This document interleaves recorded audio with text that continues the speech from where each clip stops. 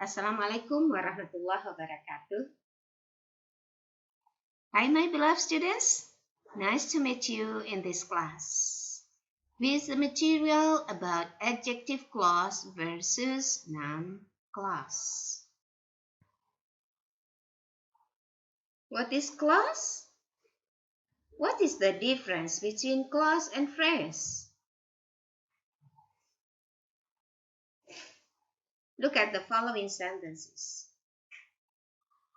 Speakers have to complete many operations during the production of sentences.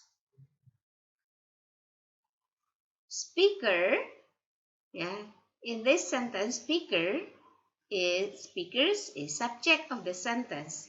Jadi subjek dari kalimat ini adalah speakers. Have to compute, dia sebagai verb phrase. Many operations, dia berfungsi sebagai noun phrase. During the production of sentences, berfungsi sebagai adverbial phrase. Jadi ada 3 phrase in this sentence. Have to compute sebagai verb phrase, many operations sebagai noun phrase, during the productions of sentences sebagai adverbial phrase. Ada 3 phrases in this sentence. We want to differentiate between phrase and clause. Karena materi kita saat ini tentang clause. Now let's see the second sentence. They select words from their mental lexicon, construct syntactic dependencies that convey the intended message. Order those words in a grammatical sequence and retrieve their phonological content. Mana subjek kalimat? In this sentence, they functions as the subject. Jadi they itu sebagai subjek dari kalimat.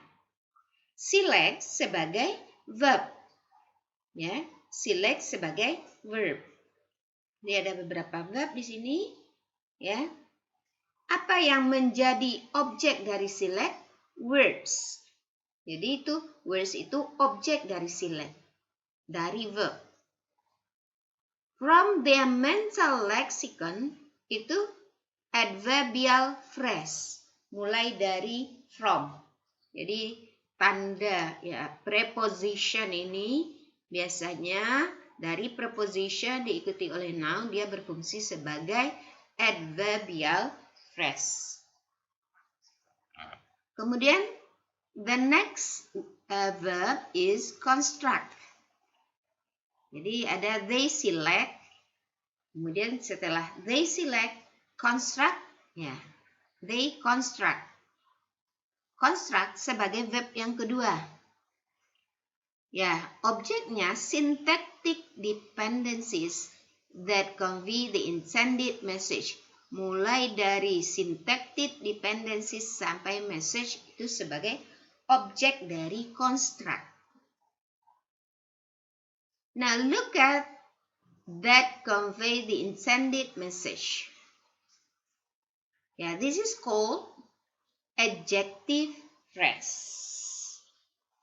What is the function of adjective? We know that adjective modifies noun.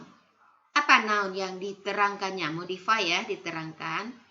Apa noun yang diterangkan oleh that convey the intended message? Syntactic dependencies. Jadi syntactic dependencies itu noun dari construct. Kemudian noun ini dijelaskan dengan keterangannya yang berfungsi sebagai adjective clause. Ingat ini, adjective clause. Jadi that convey the intended message itu menerangkan syntactic dependencies. Verb yang berikutnya, order. Apa yang diorder? Those words in a grammatical sequence. Verbnya order. Those words in a grammatical sequence. Nah, those words in a grammatical sequence ini ya beda dengan that convey the intended message. Dia objek dari order, tapi objek ini merupakan noun phrase. Kalau that convey itu berfungsi sebagai adjective clause. Di atas adjective clause, di bawah berfungsi sebagai noun phrase. Nah, verb yang berikutnya retrieve and retrieve. Apa objeknya? Their phonological content. Their phonological content, dia berfungsi sebagai noun phrase. Nah, jadi ingat-ingat ya. Perhatikan apa yang saya sebutkan, mana yang noun phrase, mana yang adjective clause, phrase tadi ya, phrase, kemudian adjective clause. Nah, bedakan dari ya contoh yang kita dengarkan ini. Next, it describes what was done and in what order.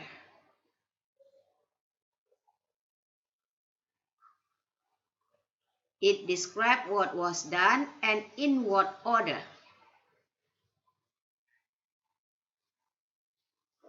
Nah, sekarang kita lihat what was done and in what order. Kita lihat what was done. What was done ini sebagai objek dari describe. Ya, objek dari describes. Kemudian in what order, ya, in what order dia merupakan objek juga dari describe. Jadi ada n itu ya, berarti sama-sama fungsinya what was done and in what order, itu kedua-duanya sebagai objek dari describe. Objek, ya, objek dia merupakan noun. Tetapi di sini noun-nya bukan noun phrase, tetapi noun clause. Jadi what was done and in what order itu disebut dengan noun clause. Perhatikan kembali apa pernyataan saya sebelumnya. Yang mana yang noun phrase, yang mana yang noun clause, yang mana yang adjective clause. Nah, ada 3 ya yang kita bahas. Phrase, adjective clause, and noun clause. Who can explain why? Jadi ada nomor 1, ada phrase, ada adjective clause, ada noun clause. But write your answer on comment in this. Okay, now let's discuss. What is phrase? Phrase is a collection of some words as a part of sentence, functioning as one element of sentence. For example, a subject, verb, adjective, or adverb. Nah, itu yang disebut dengan phrase. Jadi phrase ini merupakan kumpulan dari beberapa kata. Jadi sekelompok kata atau sekumpulan kata-kata. Ya, jadi tidak satu kata ya. But it function as a part of sentence. Dia bagian dari kalimat. Apa fungsinya? Ya, misalnya dia sebagai subjek kalimat. Apa yang bisa menjadi subjek kalimat? Noun phrase. Verb phrase tidak mungkin. Noun phrase. Ya. Kemudian mungkin saja dia sebagai verb ya. Jadi ada juga phrase itu yang verb phrase, ada noun phrase. Kalau sebagai subjek berarti noun phrase. Tapi kalau verb dia mungkin sebagai predikat dalam kalimat. ada adjective phrase, berarti ada kelompok kata yang fungsinya sebagai adjective, maka adjective phrase. Or adverb phrase, ya. Kalau dia berfungsi sebagai keterangan, ya, maka dia dikatakan sebagai adverbial phrase. Ya. Perhatikan apa yang disebut dengan noun phrase, verb phrase, adjective phrase, or adverb phrase. Dengarkan keterangan saya sebelumnya lagi, jika masih ragu. Okay. For example, Bock and Miller found. Nah, ini Bock and Miller sebagai subjek, found sebagai verb. That attraction errors were more frequent following animate attractors than following inanimate attractors. Jadi mulai dari that sampai at, ya. Mulai dari that, ya. Itu sampai inanimate attractor itu sebagai objek dari kalimat. Karena found, apa yang ditemukannya? That attraction errors were more frequent following animate attractors than following inanimate attractors. Ya. Kemudian when the attractor were embedded in relative clauses. When the attractors, ya ini sebagai sampai akhir, itu sebagai adverb dari kalimat. Jadi di dalam kalimat ini ada subjek, ada verb, ada objek, ada adverb. Ya. Apa subjeknya? Bock and Miller. Apa verbnya? Found. That attraction errors were more frequent following inanimate attractors than following inanimate attractors sebagai objek. Objeknya clause. Kemudian adverb. Ya. Berikutnya materi kita terkait dengan adverb. Nah, jadi ada adverbial clause juga. Ini contoh. Nanti kita bahas lebih dalam tentang adverbial clause. When the attractors when embedded, ya, in relative clause. Oke. Contoh lain. They suggested that in some cases, participants may have been confused about the identity of the agreement controller. They sebagai subjek, verbnya suggested. Apa yang disuggest? That in some cases itu hanya penambah, ya. Nanti kita in some cases, ya, keterangan dia, ya. Tapi keterangannya berada di depan. Mana yang menjadi subjek? Bukan in. Karena kalau ada kata didahului oleh preposition, berarti itu bukan noun. Itu keterangan. Ya. Nah, mana subjeknya? Participants. Ya, jadi anak kalimat ini mulai dari that yang menjadi subjek menjadi noun di sini participant. May have been confused sebagai verb phrase. Confuse-nya tentang apa? About the identity of the agreement controller. Itu sebagai objek. Ya, sebagai objek. Jadi participant may have been confused. Ini kalimatnya kalimat pasif. Apa tanda pasif? Masih ingat? Ya. Do you still remember about the characteristic of passive? Ada verb, ya, dia ada ada to be, ya, to be, ada verb three, itu karakteristik dari pasif. Kalau ini be-nya been, kenapa be-nya been? Karena dia have, karena perfect be dari perfect been. Jadi, kalau aktifnya sebenarnya have confused. Tapi kalau di pasif dia menjadi have been confused. Next. Ya, jadi mana yang menjadi ada apa di sini? Apakah ada adjective clause atau noun clause?